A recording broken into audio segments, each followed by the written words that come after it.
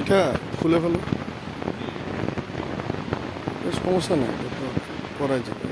এটা খুলে ফেলো।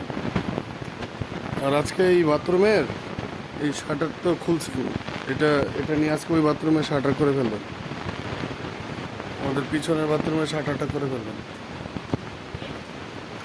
মানে আমাদের এই বাথরুমে শাটার খুলছে না, এখন এই শাটারটা নিয়ে তোমরা এই বাথরুমে শাটার করে ফেলবে, মানে ছাদ ঢালাইয়ের জন্য, ঠিক আছে?